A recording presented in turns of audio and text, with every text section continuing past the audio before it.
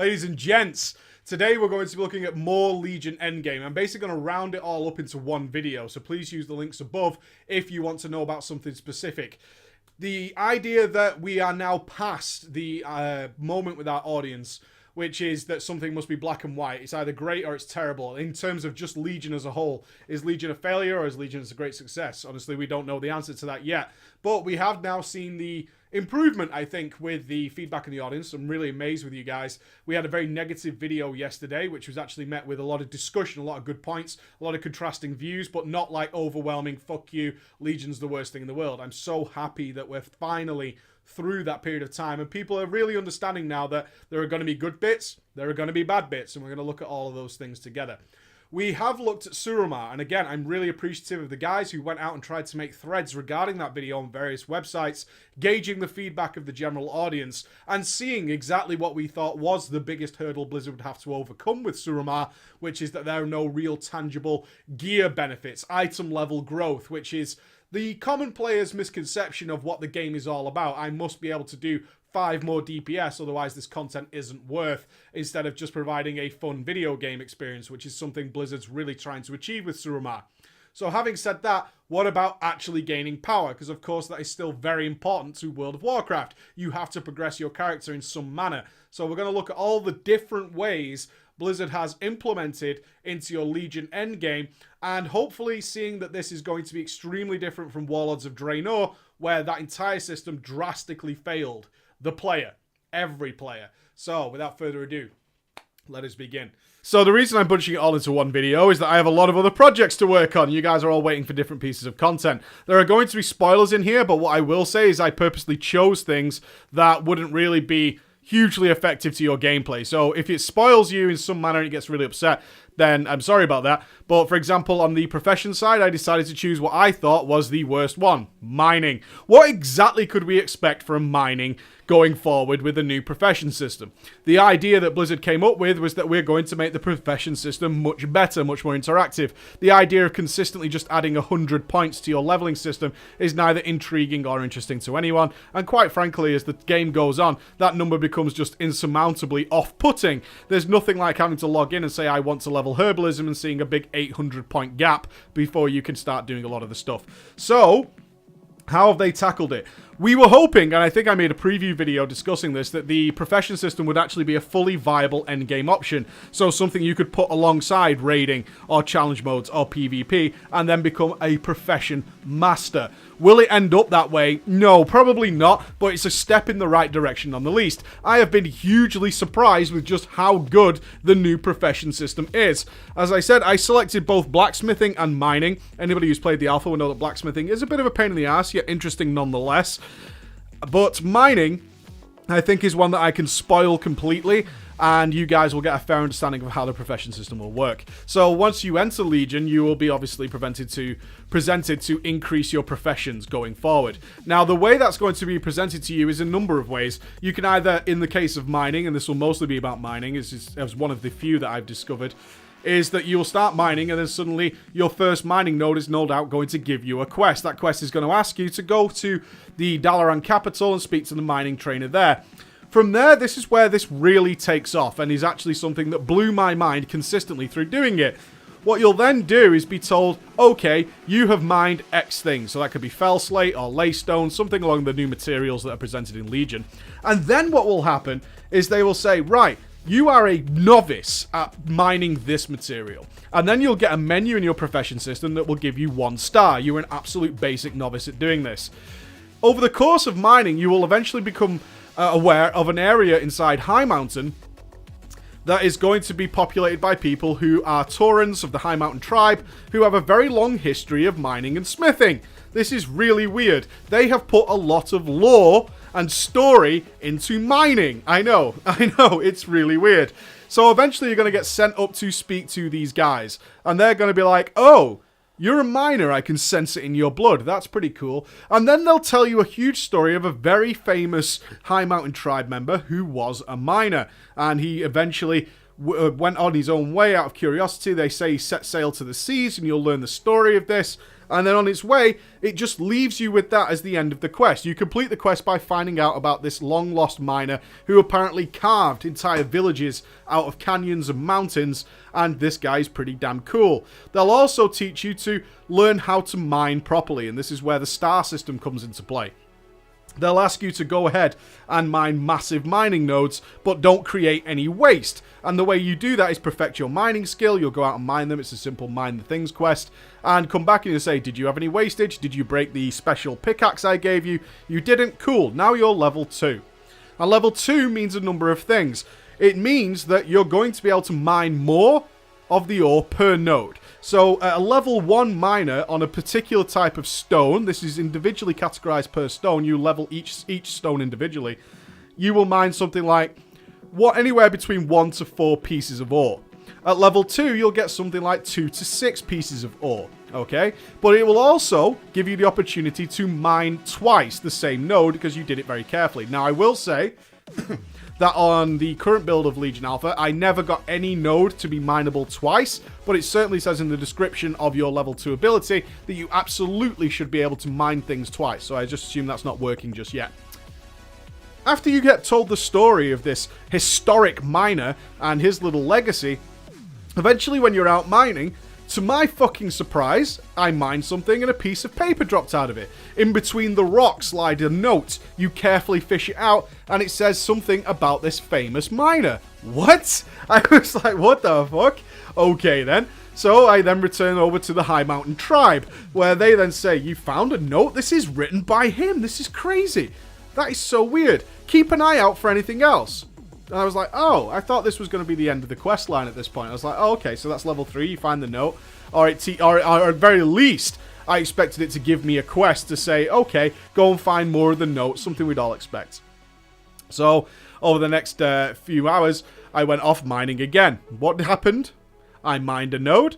And what the fuck happened? But a spirit appeared in front of me of the old miner. I was like, what? What is going on? And he's like, hey, dude, I'm that guy. I'm like, oh, really? You're that fucking guy? He's like, yeah, I'm that guy. And I was like, oh, so what do we do now? Now you go back to the High Mountain Tribe and you speak to them. You say, I had a vision of the ghostly spirit of the famous miner. And they don't believe you, which is really interesting. They're like, no, you didn't. I can sense there's something different about you, but I don't think so. And from there, you'll then get the level 3 mining, which then gave me around about anywhere between 6 to 10 ore when I was mining something. Again, did not get the duplicated mining nodes, but that led to me getting level 3 of laystone mining. Now there's about 6, I think, different types of ores, all with little individual pieces of this puzzle, and unfortunately it seems that fell slate and the living laystone and the living fell slate, they're not quite working yet, which is a real bummer, because I just similar to Surama, man, similar to Surama, I was like, I want to know what happens at the end of this. Yeah, it's great that I'm now a miner who will definitely get more ore, and this leads to a number of cool things in the game. Like, one, they don't need as many mining nodes in the game, because a good miner, or a miner who's leveled properly, will be getting a lot more ore per node instead of having to find just many nodes, right? So that's a really cool system. On top of that, it unlocked the mining world quests. Now, if you're after like a lot of ore, you don't need to say, right, I need to set aside a few hours here to go mining. Instead, you'll look at your world quest map, you'll see if there's a couple of mining missions out there, you'll go and do them, and each of them was rewarding me 50 ore each. Yeah, doing this simple quest, which was kill an elite and mine him, although mine was bugged out and stuck in the floor, which is a bit of a pisser, or going into a cave and mining 10 massive nodes, which of course involves mobs that die and can be mined, and thankfully, unlike we've seen in the past, mining mobs doesn't result in trash. It actually gives you more and more ore, and each thing you mine has a chance to spawn an enemy out of it that was hiding under the rock, which you can then kill and then get more ore, and they loot more ore. Needless to say, the whole system is much more interesting because every time you mine a node, a number of things can actually happen. You gain the skill to actually mine a lot more, and you can even just summarize it into doing the daily world quests, which are mining related.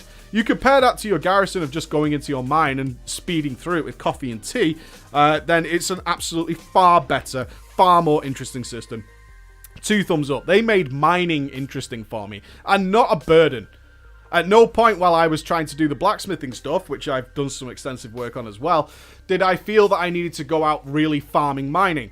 And if I did do that, I generally stumbled across something that was actually quite interesting and sped up the whole process of just acquiring a resource, which I get the idea they don't want farming to be a big thing, and it seems to me that they've hit it on the head. I have done some of the other professions, and all of them kind of work a similar way. You have to learn at the very start of like blacksmithing, for example, you'll get a number of plans and also some very interactive cutscenes, I might point out. They have some very cool cutscenes involving blacksmithing where you're trying to understand how to create the new materials that exist in Legion and how to mold them and shape them properly. And there's explosions and fires and Dalaran and all sorts of stuff that goes on from that. And then eventually, because smithing's tied to the mining stuff, you'll end up with the High Mountain once again, and they'll be like, okay, you're like a layman in this. You have like 1 star in creating gauntlets, in this particular type of gauntlets. You're going to have to do some work before you can progress on. And that starts a similar sort of thing with the mining, where there's a series of quests following that will then upgrade your ability to create things and make them better, and more importantly, have more stats. If you're not aware, in Legion, the big difference between item levels isn't really the fact that it has more strength and stamina or whatever. It's actually that it contains more stats. Like, a good example would be if you do a world quest that gives you an item, and we'll talk about that shortly. That might have mastery crit on it, or versatility mastery, or whatever. If you get an item from heroic, like a heroic pair of legs, that'll have mastery, crit, haste, and something else on it, like 4 different stats. That's the big difference I've seen in going up in gear, is that you have a whole array of stats attached to some items. Kind of similar to the rather mundane trinkets that you can get from like Lord Kazakh in Walls of Draenor, but they've extended that into gear. And honestly, I'm fine with that. I'm really fine with the differentiation being very clear that the item level is also an increase, so people get that. And it flat out just has way more stats, which makes things more interesting. So it increases haste and mastery passively, which also do other effects to your characters gameplay wise, rather than just flat out increasing crit and mastery, and you don't really see the difference. The profession system is really good. Is it as extensive as I would like? No, but I think this is a step towards making it there probably next expansion, if this is received well, and I can't imagine this profession system is not received well, because it was really interesting. Then I'm hoping that the next expansion they go, right, let's expand on this. We've shown people the path, people seem to enjoy it, and we'll move down there and all. So 2 thumbs up for me on the profession system. So let's look at the world quest system. Upon reaching 110, you'll be presented with certain things on your world map, and that on the world map will be 2 zones that you can pick, and they will have 4 quest tick boxes. Complete 4 quests there. Now, on the face of it, especially if you were being very judgmental about World of Warcraft, you would probably mouse over some of these and see some fill the bar stuff and be like, ugh, it's like you made really big Tanaan jungle. Oh god, no. And you might be forgiven for thinking that at first. I am happy to report, it's not like that in the least. So depending on how outfitted your character is in terms of, have you got all your secondary professions done? I have no doubt archaeology will play a role in this. Your actual professions, your reputation gains, whatever you want to do, this will alter what goes on in these zones. And the more things you have on your character, the more options you will have. They also have a wide array of choices that are either single player experiences or group player experiences, generally signified by being epic or blue or just simple brown ones. And also, they have temporary quests which offer better rewards. Now, why am I happy to report on this? Although a lot of the fill the bar quests are in fact repeats of the world quest that you pick up while leveling, you guys will know the experience of going into a zone, you pick up a series of quests, and suddenly a fill the bar appears as some sort of bonus experience. They have significantly increased the gains you get per mob. Now, to put this into context for you, I completed one of the world objectives in under a minute.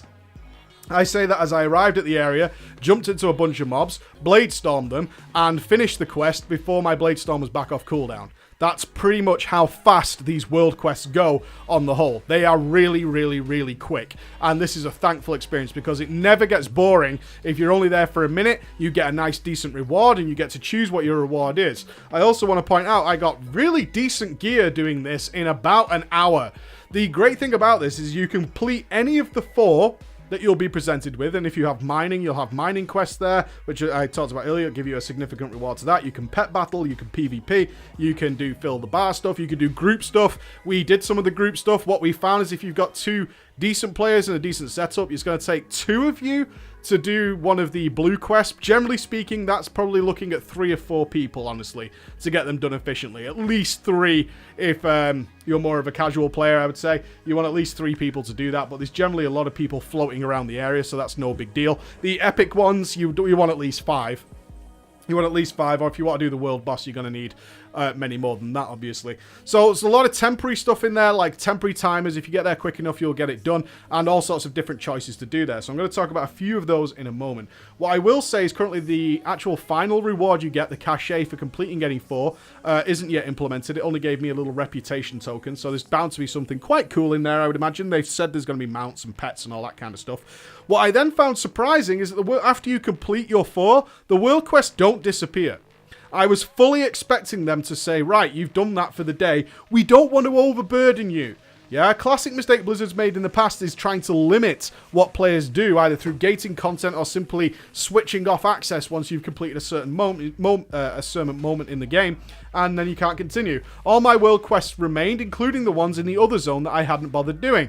Now, this meant a number of things. I was able to go and do the ones I wanted to do afterwards, and found myself fully willing to do that because they were so quick, and gaining a decent amount of gear. I got basically a full set of 810 to 825 armor, which is fine. That's good enough for Blue Heroics, or similar to Blue Heroics that you'll get out of there, with some decent stats. They weren't all versatility shit, and that went pretty good. I got at least 3,000 garrison resources, or class hall resources, which goes towards your garrison campaign, which is obviously unlocking your artifact weapon.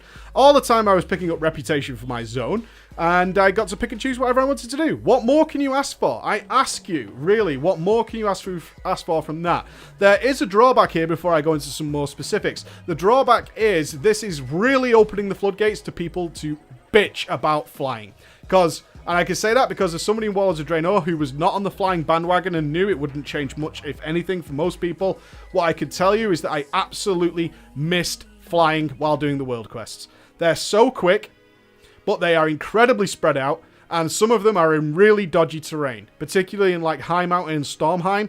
Those are all over the place, and it's really quite annoying to just spend most of your time traveling through the world to get to a place that you're only going to spend a minute at, and then going off to somewhere else. That's the only burden. I know now that when this hits live, people will be like, give me fucking flying, because these quests really would be better with flying. You've designed the quest to be super quick, but traveling is not super quick. And we've yet to see anything like Aviana's Feather. And even if there were, the cooldown is far too long to make proper use of it in this area. But considering it's an entire zone wide and it's much bigger than Tanaan, yeah, that's a bit of a thing that I know will happen. And in some ways, people are rightfully so. If they know the convenience of flying from quest to quest, and this is quest to quest stuff, and you're going to be doing it pretty regularly, I imagine, especially in the early days when you want to get your reputation up and you want to get your initial starter gear. It's absolutely the quickest way. You can gain a full set of armor by doing world quests, even after you get your cachet, far quicker than you can do a single dungeon, which might have a chance to drop something, yeah? That's the kind of relative scheme of things. Although very quickly those quests will become irrelevant and you'll start picking up other stuff. The flying question will be a big deal. And I'm kind of on the side of, yeah, if you're going to make the system like this, people will kind of give me flying. Because I even felt like, yeah, you know what, I want flying now because, you know, this is getting tedious already. I must have done 4 days of these doing the doubles, so about 8 different world events. And honestly, I was like, I really wish I had flying now. I really do. And the sooner that comes, the better. But this is early game content, and we're not going to get flying till later on in the expansion, as we well know. I'll also point out that Suramar and completion of Suramar, at least in the current sense, will in fact open up the world quest for Suramar as well. So that should be quite interesting. Let's talk about what the actual quest was then. I was so pleasantly surprised with the little twist they've done in this. Firstly, I was super surprised at how quickly they've done the fill the bar quest, so they weren't tedious or annoying. I was super surprised at how awesome it was that my mining quest was to kill an elite and mine him, and that was it, job done. Wasn't a case of, hey, why don't you fucking mine 10 nodes? They still have that, but it's in a very confined area. It's in a cave. Right? You go into one cave and it's phased, so only you can see them, and they're very, very closely linked together. No problem with that at all. Similar with the pet battling stuff. What I was even more surprised at is the fact that they've done little twists on various quests that make them super interesting. I got to sail a boat through a lake and do some general stuff. One of my quests was simply hop on the back of a fellbat and start bombing the crap out of the place. I had another quest where I had to disguise myself as a Drogba, one of the local rock people, and then infiltrate their camp and steal things. The great thing about this is as the enemy thought I was one of them, I got to use their vendors. And their vendors had all sorts of unique stuff which gave me buffs throughout the zone. I was like, oh shit, this is totally cool. This is really awesome, is that I can come here, do a part of a quest, and while I'm here, I'm picking up other stuff. The big mantra in Legion so far is do whatever you want to do, and it will all naturally come together, because we're going to keep giving you little pieces of all the puzzle that fits together to make Legion work all the time. So although you're focused on one thing, you're going out and you're actually naturally going to pick up other things along the way, even if you know it or not, and that will keep providing stuff for you. So are there any negatives to this system that I've thought of so far? The only thing I would really say, and I think is a little tragic, is that although, let's say you're doing the high mountain zone, you are definitely gaining reputation and stuff with the high mountain, and as you're traveling to each little quest area, you will come across the little pop-up message saying that this is on behalf of the high mountain. I never really felt like I was doing anything the high mountain would really appreciate. And that's talking in comparison to things like Sporagar or even Nat Pagal Rep. When you go to that area, you get a series of things that really seem to affect that area, whereas this didn't feel like that. It's such a minor problem in my eyes, is that I just never felt like this is what the high mountain wanted. After completing their storyline and going through everything about them and finding out some very interesting things, none of the things I really did seem to tie up to that. It just felt these were my own personal decisions and nothing that was actually theirs. So, I mean, that's about the limit I can complain about here. That's really about it. I was so pleasantly surprised by the whole process. 2 thumbs up. This, if you want daily world content on an infinite supply, I think there's a message here that some players will be like, well, I can't believe it's only filled with bar stuff as well for single players, because the multiplayer experience is definitely better, defeating some very, very difficult enemies. I would say, exactly how much content do you think Blizzard can create? And you're asking for basically infinite content from day one until the end of the expansion that's suitable for any player, any class. Even the most extensive quest line will not last forever. I mean, even The Witcher 3 can be done in 40 hours, even completing everything. At a certain point, you have to understand that it's just, you're asking for the impossible. And what they've come up with so far seems pretty good. It does seem pretty good. So I wanted to include random world events here. So random world events are things that I honestly have no idea what triggers them or what happens. But every now and again, pretty much every day or so, we're talking 1 a day max and 1 every couple of days sometimes, I've gone somewhere that I've been a million times and there's a guy. And sometimes it's a famous guy. Today, in particular, it was Kalek. Kalek was chilling out in my class hall. And I was like, what the fuck? Why is Kalek here? Kalek then goes on to tell me that because of the things that I had done in Azuna, that I should go to Azuna and we should continue the story of Azuna. I was like, what? I thought Surma was a continuation of Azuna, and it turns out, no, it's not. Once you headed down there, I got a whole series of other stuff to do, including 5-man dungeons and all this stuff, and I'm really excited to see how that plays out. I've had to stop that storyline for now to come and film this, but other events like that have occurred to me on multiple occasions, simply just telling me that there's something going on. Now, obviously, in order for this quest to exist in the terms of the Kalek one, I absolutely had to finish a particular quest line in Azuna. If I didn't do that, or at least based on the dialogue I got when I got there, there is no way I don't think this event would have triggered for me. Blizzard has a number of strange things going on in Legion. You have, or some of you have probably heard, or maybe this is the first you're hearing about it, the hidden artifact abilities. The hidden artifact abilities are basically the warrior is the main one that people are gushing over so far, is that randomly, when you die, a fucking Valkyria will come down from the sky and not only heal you to full if you manage to kill the thing in a few seconds, but keep you alive and allow you to fight through the pain. Which is just, when it first happened to me, because obviously there's no tooltip for it, and all the artifacts are going to get such an ability, I was just, what the fuck? It actually happened on stream. I was like, what the hell just happened? Is there a zone buff here or what? No, it's a hidden artifact ability, and everyone's going to get one. I'm really looking forward to them all being available, or all being discovered, in fact, because some people believe there are some in-game, and we just haven't been able to discover what the fuck they are yet. The warrior one was quite obvious, because everybody dies every now and again, and suddenly a Valkyria comes flying out the fucking sky. It does appear to have some sort of, ridiculously long internal cooldown, so you can't have it happen over and over again. It's not like warriors are immortal or anything, but still, it was extremely cool. I've no doubt it might be disabled in raids, although that'd be really funny to have that happen. I don't think it'd be overpowered, considering it can't happen all the time. But all these random events, and similar with the profession system, we had a random event in Dalaran that occurred, which apparently occurs for every single profession once you reach a certain point, which will then have all sorts of things going on with the demons and all this. And how much does Blizzard... I don't know. I can't answer this question for you. I don't know how much random stuff happens to you in Legion. All I can say is I have had it happen pretty regularly. And every single time I've had a smile on my face. Because this is not how World of Warcraft works. World of Warcraft works by giving you a quest, sending to you an area, and being utterly terrified that you might miss something.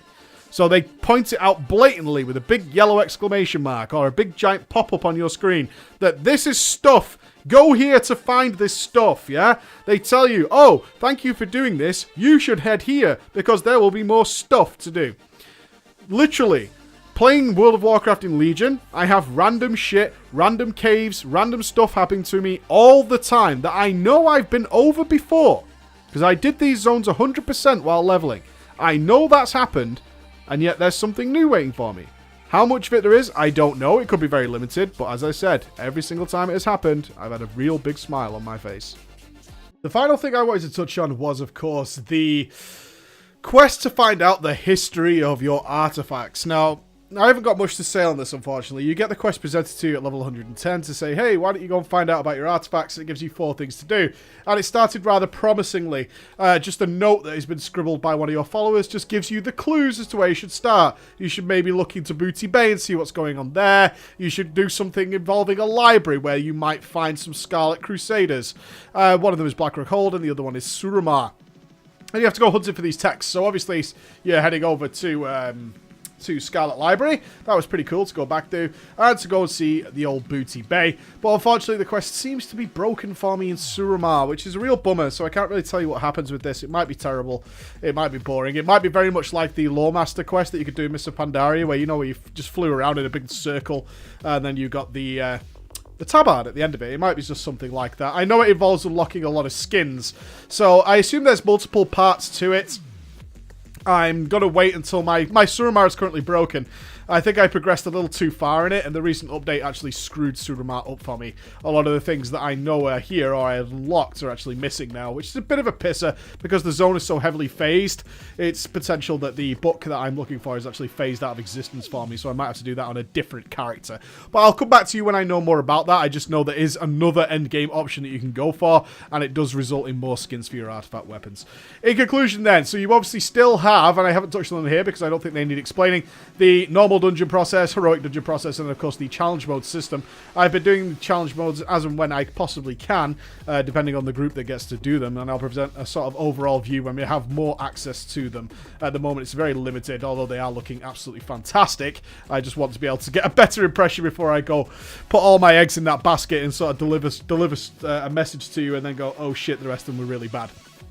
Alright guys, so there's some Legion endgame for you.